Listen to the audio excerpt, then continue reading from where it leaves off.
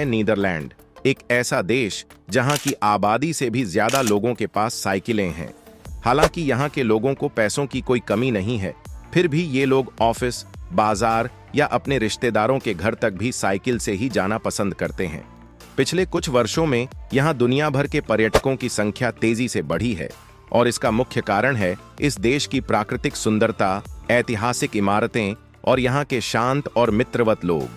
Netherlands के लोग दुनिया में सबसे लंबे माने जाते हैं। यहाँ के पुरुषों की औसतन लंबाई 6 फीट 2 इंच है, जबकि महिलाओं की औसतन लंबाई 5 फीट 7 इंच होती है। यहाँ एक ऐसी अनोखी जगह भी है जहाँ आप एक पैर नीदरलैंड में और दूसरा बेल्जियम में रख सकते हैं। इस वीडियो में हम जानेंगे कि ये देश कहाँ स्थित है, इसके पड़ोसी कौन हैं, यहाँ की जनसंख्या, धर्म, मुद्रा, राजधानी, लोगों की शिक्षा, जीवन शैली, खान पान, राष्ट्रीय पशु पक्षी, नोबेल पुरस्कार और कुछ बेहद खूबसूरत स्थानों के बारे में।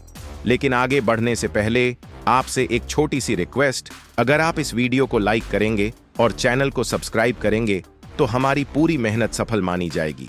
नीदरलैंड उत्तर पश्चिमी यूरोप में स्थित एक छोटा लेकिन बेहद आकर्षक देश है। नीदरलैंड का अर्थ होता है निचला देश, क्योंकि इस देश का अधिकांश हिस्सा समुद्र तल से भी नीचे है। इसके पड़ोसी देशों में जर्मनी और बेल्जियम शामिल हैं और इसका एक भाग सीधे समुद्र की लहरों को छूता है। इस देश का कुल क्षेत्रफल 41,850 वर्ग किलोमीटर है, लेकिन चौंकाने वाली बात यह है कि इसका लगभग 26% हिस्सा समुद्र तल से नीचे है, जिसे पोल्डर्स कहा जाता है। नीदरलैंड की आबादी करीब 1 करोड़ 80 लाख है। यहाँ की जनसंख्या में एक विशेष बात यह है कि बुजुर्गों की संख्या लगातार बढ़ रही है, जबकि बच्चों का जन्म दर काफी कम होता जा रहा है। यह देश दुनिया के सबसे बड़े नास्तिक आबादी वाले देशों में गिना जाता है, क्योंकि यहाँ के लगभग 55% लोग किसी भी धर्म को नहीं मानते। यहाँ के 34% लोग ईसाई धर्म को मानते हैं, जबकि 6% इस्लाम धर्म के अनुयायी हैं। 5% में हिंदू, बौद्ध, सिख और अन्य धर्मों के लोग आते हैं। अब बात करते हैं इस देश की राजधानी की। नीदरलैंड की राजधानी एम्स्टर्डम है, जो देश का सबसे बड़ा और जीवंत शहर भी है। इसका इतिहास 12वीं सदी में शुरू हुआ, जब यह एक छोटा सा मछली पकड़ने वाला गांव था। एम्स्टर्डम नाम एम्सटेल डैम से निकला है, जिसका अर्थ होता है एम्स नदी पर बना बांध। 13वीं सदी में यह व्यापारिक केंद्र के रूप में उभरने लगा। 17वीं सदी, जिसे डच गोल्डन एज कहा जाता है, इस शहर के लिए स्वर्णिम समय था। उसी दौर में नीदरलैंड एक समुद्री और व्यापारिक महाशक्ति बन गया था। एम्स्टर्डम की नहरें, जो आज यूनेस्को की वर्ल्ड हेरिटेज में शामिल हैं, उसी समय बनाई गई थीं। डच ईस्ट इंडिया कंपनी, जिसे दुनिया की पहली मल्टीनेशनल कंपनी कहा जाता है, का मुख्यालय भी यहीं था। इसी ने भारत, इंडोनेशिया और अफ्रीका तक व्यापार फैलाया और एम्स्टर्डम को दुनिया का सबसे अमीर शहर बना दिया। 18वीं और 19वीं सदी में फ्रांसीसी शासन और नेपोलियन के अधीन यह शहर प्रभावित रहा, लेकिन 1814 में नीदरलैंड ने स्वतंत्रता हासिल कर ली। आज यह शहर एक सांस्कृतिक, वित्तीय और पर्यटन का प्रमुख केंद्र बन चुका है, जहां की नहरें, रिक्स म्यूजियम और ऐतिहासिक इमारतें हर साल लाखों पर्यटकों को आकर्षित करती हैं। नीदरलैंड की साक्षरता दर 99% है, यानी यहाँ के लगभग सभी नागरिक शिक्षित होते हैं। शिक्षा प्रणाली बहुत ही मजबूत है। 4 से 12 वर्ष तक के बच्चों के लिए शिक्षा अनिवार्य है। स्कूलों में अंग्रेजी, विज्ञान और तकनीकी शिक्षा पर विशेष बल दिया जाता है। यहाँ एम्स्टर्डम विश्वविद्यालय, डेल्फ्ट यूनिवर्सिटी ऑफ टेक्नोलॉजी जैसे कई विश्व स्तरीय संस्थान हैं। यहाँ की आधिकारिक भाषा डच है, लेकिन लोग अंग्रेजी भी आसानी से बोलते हैं। आपको यह जानकर हैरानी होगी कि नीदरलैंड में साइकिलों की संख्या 2 करोड़ 30 लाख से ज्यादा है, जबकि देश की आबादी 2 करोड़ भी नहीं है। यहाँ लोग दफ्तर, स्कूल और बाजार तक साइकिल से ही जाना पसंद करते हैं। हर शहर में साइकिलों के लिए अलग लेन बनाई गई है। यहाँ के लोग कारमेल से भरपूर वफल्स के साथ कॉफी पीते हुए बैठना पसंद करते हैं। साथ ही कच्ची मछली को प्याज और अचार के साथ खाया जाता है, जिसे हॉलैंड्स न्यू कहा जाता है। यहाँ की गौड़ा और एडम चीज, पनीर, दुनिया भर में प्रसिद्ध है। डच लोग हर साल औसतन 14 किलो चीज खा जाते हैं। साथ ही इन्हें मसले हुए आलू और उबली हुई सब्जियों वाला खाना भी बहुत पसंद आता है। दुनिया का सबसे पुराना stock exchange Amsterdam stock exchange साल 1602 में शुरू हुआ था और यही दुनिया का पहला स्टॉक मार्केट था। 17वीं सदी में ट्यूलिप फूल इतने महंगे हो गए थे कि एक ट्यूलिप की कीमत एक घर के बराबर हो गई थी।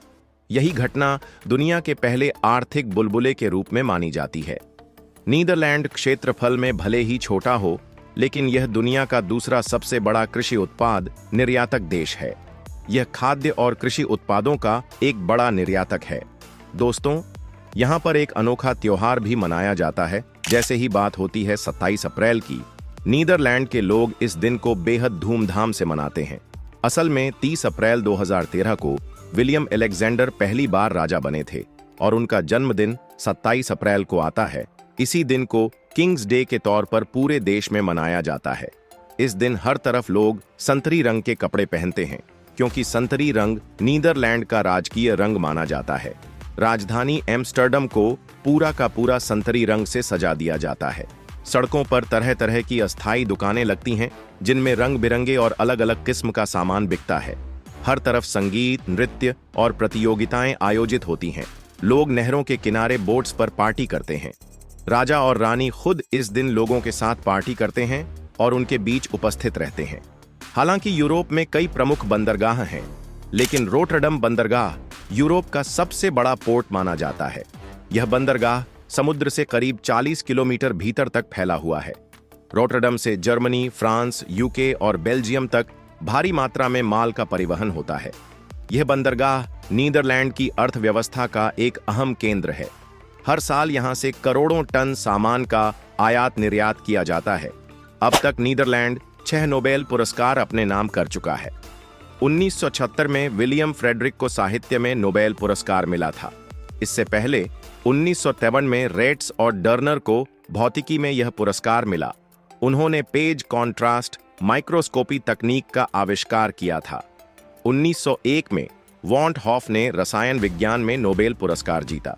1987 में टोनी हॉफमैन को शांति के लिए यह सम्मान मिला और 1959 में जैन टिनबर्गन और रेंजर फ्रेश को अर्थशास्त्र में यह पुरस्कार दिया गया।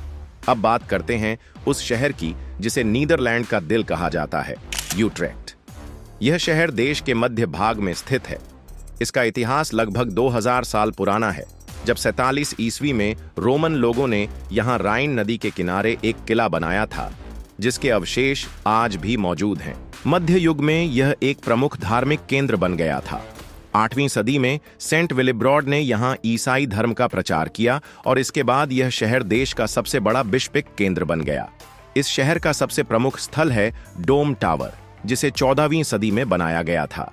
112 मीटर ऊंचा यह टावर नीदरलैंड का सबसे ऊंचा चर्च टावर है। 1674 में आए एक तूफान ने चर्च का एक हिस्सा गिरा दिया, लेकिन टावर आज भी मजबूत खड़ा है। यह शहर अपनी नहरों, हरियाली और जीवंत वातावरण के लिए जाना जाता है। ओडेग्राच्ट नाम की नहर शहर की जान मानी जाती है। इसके किनारे सजी पुरानी इमारतें, कैफे और दुकानें इसे और भी खास बनाते हैं।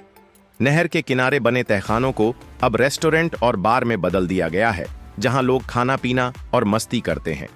रात के समय इन नहरों की रोशनी शहर को और भी खूबसूरत बना देती है। अब आते हैं एक बेहद अनोखी जगह पर, बार्ले नासाउ। यह वह स्थान है जहां सड़कों पर बने सफेद क्रॉस के निशान असल में 2 देशों, नीदरलैंड और बेल्जियम के बीच की सीमा को दर्शाते हैं। यह कोई दीवार नहीं, कोई बाड़ नहीं, बस जमीन पर खींची एक सफेद पट्टी है। इस बॉर्डर की खास बात यह है कि कई बार यह लोगों के घरों के बीच से होकर गुजरता है। कई मकान ऐसे हैं जिनका एक हिस्सा नीदरलैंड में और दूसरा बेल्जियम में आता है। एक कदम इस पट्टी के इस पार रखा तो एक देश और अगले ही कदम में आप दूसरे देश में। ऐसी अनोखी जगहें बहुत ही कम देखने को मिलती हैं। यही वजह है कि यह स्थान पर्यटकों के बीच बेहद लोकप्रिय है। अब बात करते हैं एक और आश्चर्यजनक तथ्य की। साल 2013 में नीदरलैंड ने अपनी 8 जेलें बंद कर दीं, क्योंकि उनमें कैदियों की संख्या बहुत कम हो चुकी थी। यह देश अपने सख्त कानूनों और उच्च नागरिक चेतना के लिए जाना जाता है। यहाँ अपराध दर बेहद कम है। जो अपराधी पकड़े भी जाते हैं, उन्हें सीधे जेल भेजने के बजाय सुधार गृहों में भेजा जाता है, जहां उन्हें एक बेहतर नागरिक बनने की प्रेरणा दी जाती है। इसी कारण नीदरलैंड आज दुनिया के सबसे सुरक्षित देशों में से एक गिना जाता है। यहाँ एक और खास चीज है, दुनिया की पहली सोलर रोड जो बिजली पैदा करती है। इस सड़क पर सिर्फ साइकिल चलाई जा सकती है और यह पर्यावरण के प्रति जागरूकता का प्रतीक है। अब चलते हैं द हेग की ओर। यह शहर नीदरलैंड की सरकारी राजधानी है। यहीं सरकार, संसद और राजा का कार्यालय स्थित है। यह शहर छोटी छोटी शांत नहरों और हरियाली से भरपूर है। यहाँ के प्रमुख पार्कों में हैट्सबोस और क्लिंसडेल गार्डन शामिल हैं। जापानी गार्डन 1910 में बनाया गया था और अपनी शांति तथा खूबसूरती के लिए प्रसिद्ध है। द हेग कला प्रेमियों के लिए भी एक खास स्थान है। यहाँ की सड़कों पर साइकिलों का बोलबाला है जो स्थानीय जीवन शैली का हिस्सा बन चुकी हैं। यहाँ स्थित शांति पैलेस, जिसे 1913 में बनाया गया था, आज भी विश्व में शांति का प्रतीक माना जाता है। द हेग को शांति की राजधानी कहा जाता है। यह शहर समुद्र, हरियाली और संस्कृति का बेहतरीन मिश्रण है। यहाँ का शेवेनिंगन बीच गर्मियों के मौसम में लोगों का पसंदीदा स्थल बन जाता है। लोग यहाँ समुद्र, रेत और धूप का आनंद लेने आते हैं।